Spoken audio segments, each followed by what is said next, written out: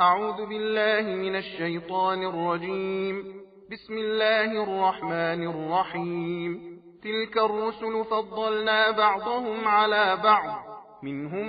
من كلم الله ورفع بعضهم درجات، وآتينا عيسى ابن مريم البينات وأيدناه بروح القدس، ولو شاء الله ما اقتتل الذين من بعدهم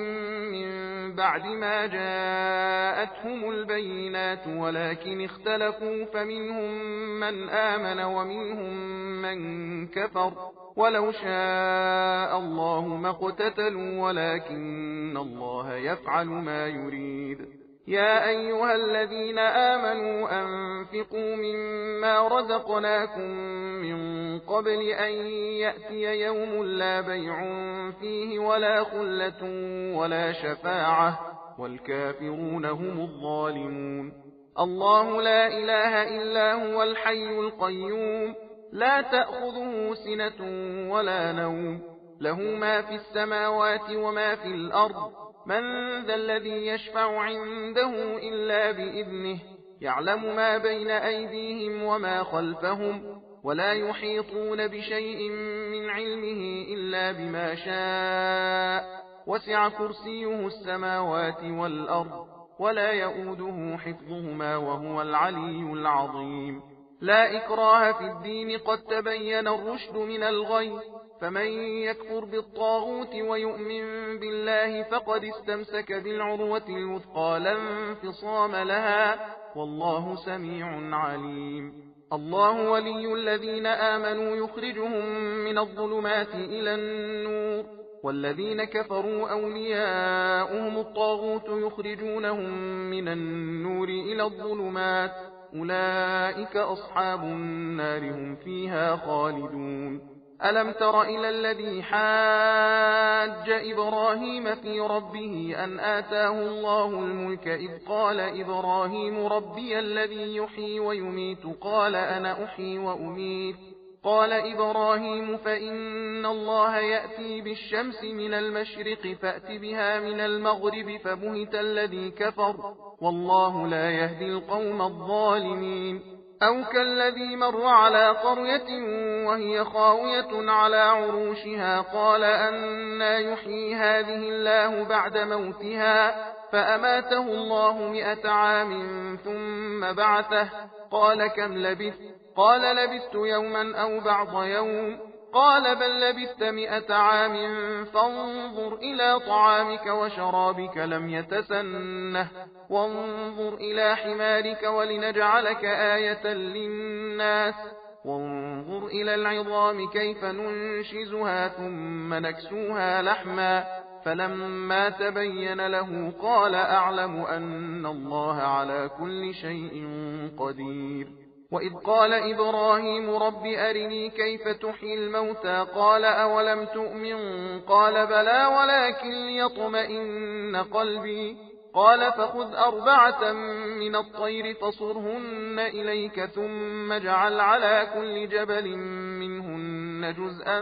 ثم ادعهن يأتينك سعيا، واعلم أن الله عزيز حكيم. مثل الذين ينفقون أموالهم في سبيل الله كمثل حبة أنبتت 7 سنابل في كل سنبلة 100 حبة، والله يضاعف لمن يشاء، والله واسع عليم. الذين ينفقون أموالهم في سبيل الله ثم لا يتبعون ما أنفقوا منا ولا أذى لهم أجرهم عند ربهم ولا خوف عليهم ولا هم يحزنون. قول معروف ومغفرة خير من صدقة يتبعها أذى، والله غني حليم. يا أيها الذين آمنوا لا تبطلوا صدقاتكم بالمن والأذى كالذي ينفق ماله رئاء الناس ولا يؤمن بالله واليوم الآخر، فمثله كمثل صفوان عليه تراب فأصابه وابل فتركه صلدا، لا يقدرون على شيء مما كسبوا، والله لا يهدي القوم الكافرين. ومثل الذين ينفقون أموالهم ابتغاء مرضات الله وتثبيتا من أنفسهم كمثل جنة بربوة أصابها وابل فآتت أكلها ضعفين فإن لم يصبها وابل فطل والله بما تعملون بصير. أيود أحدكم أن تكون له جنة من نخيل وأعناب تجري من تحتها الأنهار له فيها من كل الثمرات وأصابه الكبر وله ذرية ضعفاء فأصابها إعصار فيه نار فاحترقت كذلك يبين الله لكم الآيات لعلكم تتفكرون. يا أيها الذين آمنوا أنفقوا من طيبات ما كسبتم ومما أخرجنا لكم من الأرض ولا تيمموا الخبيث منه تنفقون ولستم بآخذيه إلا أن تغمضوا فيه واعلموا أن الله غني حميد. الشيطان يعدكم الفقر ويأمركم بالفحشاء والله يعدكم مغفرة منه وفضلا والله واسع عليم. يؤتي الحكمة من يشاء ومن يؤت الحكمة فقد أوتي خيرا كثيرا وما يذكر إلا أولو الألباب. وما أنفقتم من نفقة أو نذرتم من نذر فإن الله يعلمه وما للظالمين من أنصار. إن تبدوا الصدقات فنعما هي وإن تخفوها وتؤتوها الفقراء فهو خير لكم ويكفر عنكم من سيئاتكم والله بما تعملون خبير. ليس عليك هداهم ولكن الله يهدي من يشاء وما تنفقوا من خير فلأنفسكم وما تنفقون إلا ابتغاء وجه الله وما تنفقوا من خير يوفى إليكم وأنتم لا تظلمون. للفقراء الذين أحصروا في سبيل الله لا يستطيعون ضربا في الأرض يحسبهم الجاهل أغنياء من التعفف تعرفهم بسيماهم لا يسألون الناس إلحافا وما تنفقوا من خير فإن الله به عليم. الذين ينفقون أموالهم بالليل والنهار سرا وعلانية فلهم أجرهم عند ربهم ولا خوف عليهم ولا هم يحزنون. الذين يأكلون الربا لا يقومون إلا كما يقوم الذي يتخبطه الشيطان من المس ذلك بأنهم قالوا إنما البيع مثل الربا وأحل الله البيع وحرم الربا. فمن جاءه موعظة من ربه فانتهى فله ما سلف وأمره إلى الله ومن عاد فأولئك أصحاب النار هم فيها خالدون. يمحق الله الربا ويربي الصدقات والله لا يحب كل كفار أثيم. إن الذين آمنوا وعملوا الصالحات وأقاموا الصلاة وآتوا الزكاة لهم أجرهم عند ربهم ولا خوف عليهم ولا هم يحزنون. يا أيها الذين آمنوا اتقوا الله وذروا ما بقي من الربا إن كنتم مؤمنين فإن لم تفعلوا فأذنوا بحرب من الله ورسوله وإن تبتم فلكم رؤوس أموالكم لا تظلمون ولا تظلمون. وإن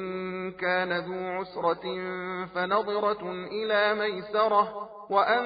تصدقوا خير لكم إن كنتم تعلمون. واتقوا يوما ترجعون فيه إلى الله ثم توفى كل نفس ما كسبت وهم لا يظلمون. يا أيها الذين آمنوا إذا تداينتم بدين إلى أجل مسمى فاكتبوه وليكتب بينكم كاتب بالعدل ولا يأب كاتب أن يكتب كما علمه الله فليكتب وليملل الذي عليه الحق وليتق الله ربه ولا يبخس منه شيئا فإن كان الذي عليه الحق سفيها أو ضعيفا أو لا يستطيع أن يمله فليملل وليه بالعدل واستشهدوا شهيدين من رجالكم فإن لم يكونا رجلين فرجل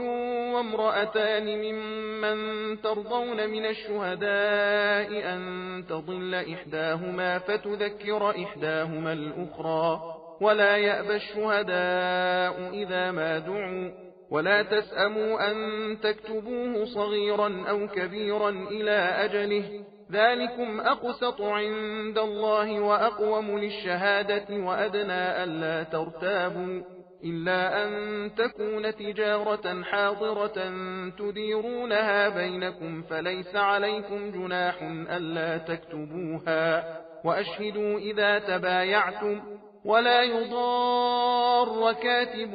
ولا شهيد وإن تفعلوا فإنه فسوق بكم واتقوا الله ويعلمكم الله والله بكل شيء عليم وإن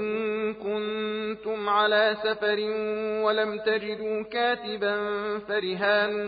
مقبوضة فإن أمن بعضكم بعضا فليؤدي الذي ائتمن أمانته وليتق الله ربه ولا تكتموا الشهادة ومن يكتمها فإنه آثم قلبه والله بما تعملون عليم لله ما في السماوات وما في الأرض وإن تبدوا ما في أنفسكم أو تخفوه يحاسبكم به الله فيغفر لمن يشاء ويعذب من يشاء والله على كل شيء قدير آمن الرسول بما أنزل إليه من ربه والمؤمنون كل آمن بالله وملائكته وكتبه ورسله لا نفرق بين أحد من رسله وقالوا سمعنا وأطعنا غفرانك ربنا وإليك المصير لا يكلف الله نفسا إلا وسعها لها ما كسبت وعليها ما اكتسبت ربنا لا تؤاخذنا إن نسينا أو أخطأنا ربنا ولا تحمل علينا إصرا كما حملته على الذين من قبلنا ربنا ولا تحملنا ما لا طاقة لنا به واعف عنا واغفر لنا وارحمنا أنت مولانا فانصرنا على القوم الكافرين بسم الله الرحمن الرحيم ألف لام ميم الله لا إله إلا هو الحي القيوم نزل عليك الكتاب بالحق مصدقا لما بين يديه وأنزل التوراة والإنجيل من قبل هدى للناس وأنزل الفرقان إن الذين كفروا بآيات الله لهم عذاب شديد والله عزيز ذو انتقام إن الله لا يخفى عليه شيء في الأرض ولا في السماء هو الذي يصوركم في الأرحام كيف يشاء لا إله إلا هو العزيز الحكيم هو الذي أنزل عليك الكتاب منه آيات محكمات هن أم الكتاب وأخر متشابهات فأما الذين في قلوبهم زيغ فيتبعون ما تشابه منه ابتغاء الفتنة وابتغاء تأويله وما يعلم تأويله إلا الله والراسخون في العلم يقولون آمنا به كل من عند ربنا وما يذكر إلا أولو الألباب ربنا لا تزغ قلوبنا بعد إذ هديتنا وهب لنا من لدنك رحمة إنك أنت الوهاب ربنا إنك جامع الناس ليوم لا ريب فيه إن الله لا يخلف الميعاد إن الذين كفروا لن تغني عنهم أموالهم ولا أولادهم من الله شيئا وأولئك هم وقود النار كدأب آل فرعون والذين من قبلهم كذبوا بآياتنا فأخذهم الله بذنوبهم والله شديد العقاب قل للذين كفروا ستغلبون وتحشرون إلى جهنم وبئس المهاد قد كان لكم آية في فئتين التقتا فئة تقاتل في سبيل الله وأخرى كافرة يرونهم مثليهم رأي العين والله يؤيد بنصره من يشاء إن في ذلك لعبرة لأولي الأبصار زين للناس حب الشهوات من النساء والبنين والقناطير المقنطرة من الذهب والفضة والخيل المسومة والأنعام والحرث ذلك متاع الحياة الدنيا والله عنده حسن المآب قل أنبئكم بخير من ذلكم للذين اتقوا عند ربهم جنات تجري من تحتها الأنهار خالدين فيها وأزواج مطهرة ورضوان من الله والله بصير بالعباد الذين يقولون ربنا إننا آمنا فاغفر لنا ذنوبنا وقنا عذاب النار الصابرين والصادقين والقانتين والمنفقين والمستغفرين بالأسحار شهد الله أنه لا إله إلا هو والملائكة وأولو العلم قائما بالقسط لا إله إلا هو العزيز الحكيم إن الدين عند الله الإسلام وما اختلف الذين أوتوا الكتاب إلا من بعد ما جاءهم العلم بغيا بينهم ومن يكفر بآيات الله فإن الله سريع الحساب فإن حاجوك فقل أسلمت وجهي لله ومن اتبعن وقل للذين أوتوا الكتاب والأميين أأسلمتم فإن أسلموا فقد اهتدوا وإن تولوا فإنما عليك البلاغ والله بصير بالعباد إن الذين يكفرون بآيات الله ويقتلون النبيين بغير حق ويقتلون الذين يأمرون بالقسط من الناس فبشرهم بعذاب أليم أولئك الذين حبطت أعمالهم في الدنيا والآخرة وما لهم من ناصرين ألم تر إلى الذين أوتوا نصيبا من الكتاب يدعون إلى كتاب الله ليحكم بينهم ثم يتولى فريق منهم وهم معرضون ذلك بأنهم قالوا لن تمسنا النار إلا أياما معدودات وغرهم في دينهم ما كانوا يفترون فكيف إذا جمعناهم ليوم لا ريب فيه ووفيت كل نفس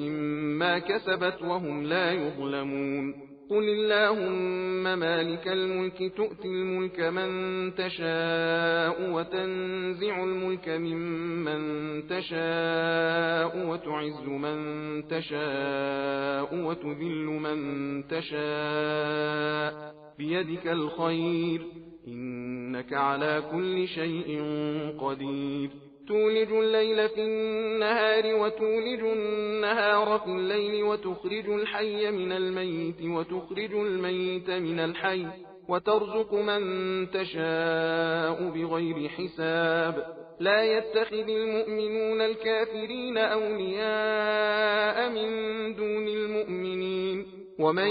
يفعل ذلك فليس من الله في شيء إلا أن تتقوا منهم تقاه ويحذركم الله نفسه وإلى الله المصير. قل إن تخفوا ما في صدوركم أو تبدوه يعلمه الله، ويعلم ما في السماوات وما في الأرض، والله على كل شيء قدير. يوم تجد كل نفس ما عملت من خير محضرا وما عملت من سوء تود لو أن بينها وبينه أمدا بعيدا، ويحذركم الله نفسه والله رؤوف بالعباد. قل إن كنتم تحبون الله فاتبعوني يحببكم الله ويغفر لكم ذنوبكم والله غفور رحيم. قل أطيعوا الله والرسول فإن تولوا فإن الله لا يحب الكافرين. إن الله اصطفى آدم ونوحا وآل إبراهيم وآل عمران على العالمين ذرية بعضها من بعض والله سميع عليم. إذ قالت امرأة عمران رب إني نذرت لك ما في بطني محررا فتقبل مني إنك أنت السميع العليم. فلما وضعتها قالت رب إني وضعتها أنثى والله أعلم بما وضعت وليس الذكر كالأنثى وإني سميتها مريم وإني أعيذها بك وذريتها من الشيطان الرجيم. فتقبلها ربها بقبول حسن وأنبتها نباتا حسنا وكفلها زكريا. كلما دخل عليها زكريا المحراب وجد عندها رزقا قال يا مريم أنى لك هذا؟ قالت هو من عند الله إن الله يرزق من يشاء بغير حساب. هنالك دعا زكريا ربه قال رب هب لي من لدنك ذرية طيبة إنك سميع الدعاء. فنادته الملائكة وهو قائم يصلي في المحراب أن الله يبشرك بيحيى مصدقا بكلمة من الله أن الله يبشرك بيحيى مصدقا بكلمة من الله وسيدا وحصورا ونبيا من الصالحين. قال رب أنى يكون لي غلام وقد بلغني الكبر وامرأتي عاقر؟ قال كذلك الله يفعل ما يشاء. قال رب اجعل لي آية. قال آيتك ألا تكلم الناس 3 أيام إلا رمزا واذكر ربك كثيرا وسبح بالعشي والإبكار. وإذ قالت الملائكة يا مريم إن الله اصطفاك وطهرك واصطفاك على نساء العالمين. يا مريم اقنتي لربك واسجدي واركعي مع الراكعين. ذلك من أنباء الغيب نوحيه إليك وما كنت لديهم إذ يلقون أقلامهم أيهم يكفل مريم وما كنت لديهم إذ يختصمون. إذ قالت الملائكة يا مريم إن الله يبشرك بكلمة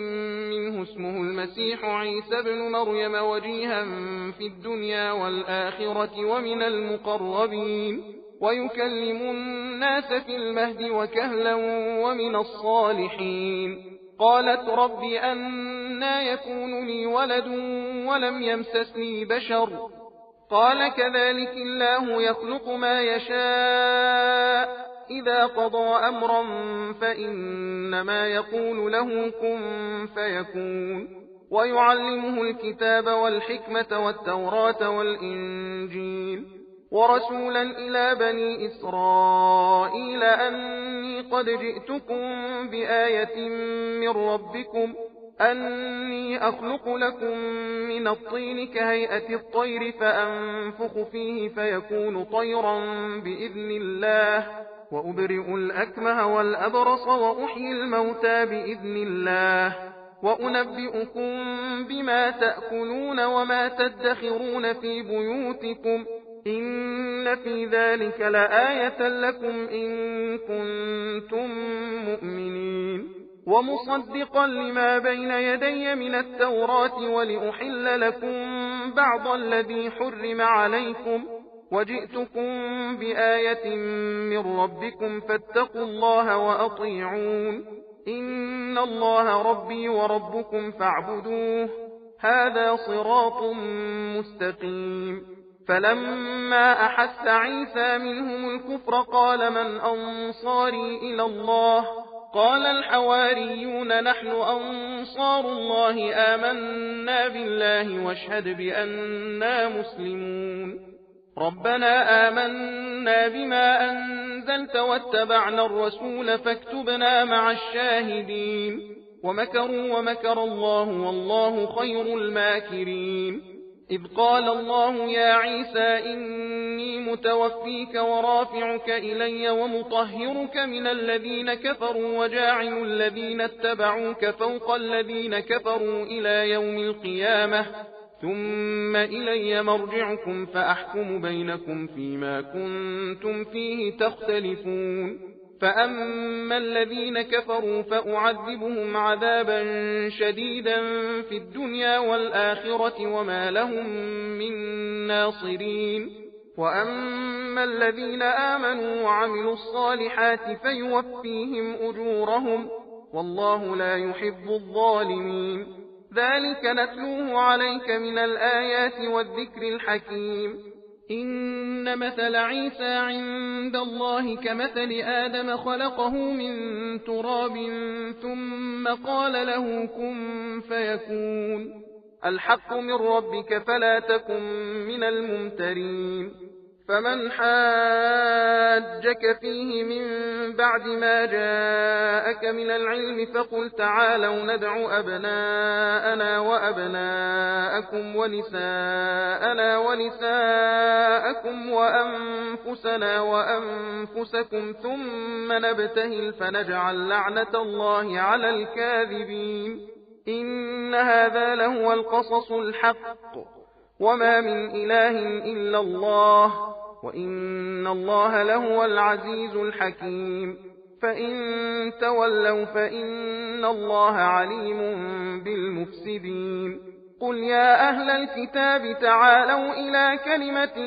سواء بيننا وبينكم ألا نعبد إلا الله ولا نشرك به شيئا ولا يتخذ بعضنا بعضا أربابا من دون الله فإن تولوا فقولوا اشهدوا بأننا مسلمون يا أهل الكتاب لم تحاجون في إبراهيم وما أنزلت التوراة والإنجيل إلا من بعده أفلا تعقلون ها أنتم هؤلاء حاججتم فيما لكم به علم فلم تحاجون فيما ليس لكم به علم والله يعلم وأنتم لا تعلمون ما كان إبراهيم يهوديا ولا نصرانيا ولكن كان حنيفا مسلما وما كان من المشركين إن أولى الناس بإبراهيم للذين اتبعوه وهذا النبي والذين آمنوا والله ولي المؤمنين ودت طائفة من أهل الكتاب لو يضلونكم وما يضلون إلا أنفسهم وما يشعرون يا أهل الكتاب لم تكفرون بآيات الله وأنتم تشهدون يا أهل الكتاب لم تلبسون الحق بالباطل وتكتمون الحق وأنتم تعلمون وقالت طائفة من أهل الكتاب آمنوا بالذي أنزل على الذين آمنوا وجه النهار واكفروا آخره لعلهم يرجعون ولا تؤمنوا إلا لمن تبع دينكم قل إن الهدى هدى الله أن يؤتى أحد مثل ما أوتيتم أو يحاجوكم عند ربكم قل إن الفضل بيد الله يؤتيه من يشاء والله واسع عليم يختص برحمته من يشاء والله ذو الفضل العظيم ومن أهل الكتاب من إن تأمنه بقنطار يؤديه إليك ومنهم من إن تأمنه بدينار لا يؤديه إليك إلا ما دمت عليه قائما ذلك بأنهم قالوا ليس علينا في الأميين سبيل ويقولون على الله الكذب وهم يعلمون فلا من أوفى بعهده واتقى فإن الله يحب المتقين إن الذين يشترون بعهد الله وأيمانهم ثمنا قليلا أولئك لا خلاق لهم في الآخرة ولا يكلمهم الله ولا ينظر إليهم يوم القيامة ولا يزكيهم ولهم عذاب أليم وإن منهم لفريقا يلوون ألسنتهم بالكتاب لتحسبوه من الكتاب وما هو من الكتاب ويقولون هو من عند الله وما هو من عند الله ويقولون على الله الكذب وهم يعلمون ما كان لبشر أن يؤتيه الله الكتاب والحكم والنبوة ثم يقول للناس كونوا عبادا لي من دون الله ولكن كونوا ربانيين بما كنتم تعلمون الكتاب وبما كنتم تدرسون ولا يأمركم أن تتخذوا الملائكة والنبيين أربابا أيأمركم بالكفر بعد إذ أنتم مسلمون وإذ أخذ الله ميثاق النبيين لما آتيتكم من كتاب وحكمة ثم جاءكم رسول مصدق لما معكم لتؤمنن به ولتنصرنه قال أأقررتم وأخذتم على ذلكم إصري قالوا أقررنا قال فاشهدوا وأنا معكم من الشاهدين فمن تولى بعد ذلك فأولئك هم الفاسقون أفغير دين الله يبغون وله أسلم من في السماوات والأرض طوعا وكرها وإليه يرجعون قل آمنا بالله وما أنزل علينا وما أنزل على إبراهيم وإسماعيل وإسحاق ويعقوب والأسباط وما أوتي موسى وعيسى والنبيون من ربهم لا نفرق بين أحد منهم ونحن له مسلمون ومن يبتغ غير الإسلام دينا فلن يقبل منه وهو في الآخرة من الخاسرين كيف يهدي الله قوما كفروا بعد إيمانهم وشهدوا أن الرسول حق وجاءهم البينات والله لا يهدي القوم الظالمين أولئك جزاؤهم أن عليهم لعنة الله والملائكة والناس أجمعين خالدين فيها لا يخفف عنهم العذاب ولا هم ينظرون إلا الذين تابوا من بعد ذلك وأصلحوا فإن الله غفور رحيم إن الذين كفروا بعد إيمانهم ثم ازدادوا كفرا لن تقبل توبتهم وأولئك هم الضالون إن الذين كفروا وماتوا وهم كفار فلن يقبل من أحدهم ملء الأرض ذهبا ولو افتدى به أولئك لهم عذاب أليم وما لهم من ناصرين صدق الله العلي العظيم إنا هديناه السبيل إما شاكرا